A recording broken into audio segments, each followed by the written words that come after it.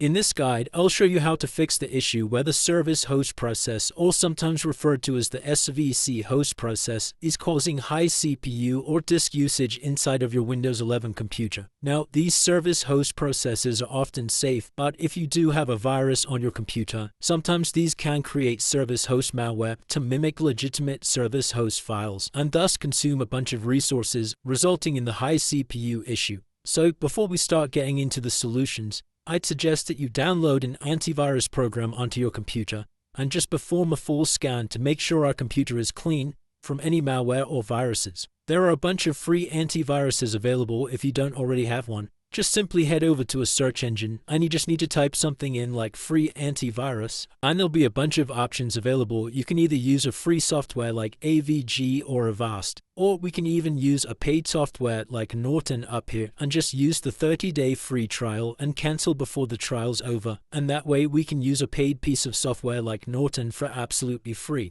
So once you've ensured your computer is free from any threats, the first solution that we need to do is head over to our desktop, and we're going to come over to the Start menu and just search for Task Manager. Head over to the Task Manager window, and at the top in this search bar up here, we're just going to search for Diagnostic, and you should see two service host processes appear here. Now the one we're looking for is this Service Host Diagnostic Policy, and all we're simply going to do is come over to this drop down arrow here, and we're going to right click on the Diagnostic Policy service and just select Stop. Now, once you've done that, we can close out of the Task Manager window, and we're next going to come over to a Start menu and search for Run, and then tap on the Run icon. Inside of this window, we need to type in %shine windir %shine /system32/sru, and then hit OK. And that's going to bring up a folder with all of these files inside. Now, the only file we're interested in is this .dat file down here, this srudb.dat.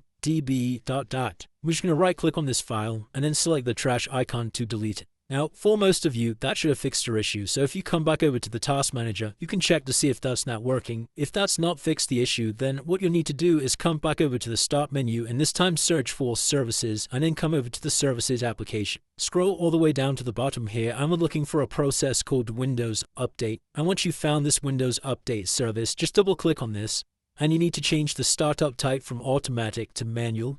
And we're just going to stop this service by clicking the Stop button here, and you can go ahead and press Apply and OK to save these changes. And then lastly, we can close out of this window, and we're going to head back over to the Start menu and search for Run.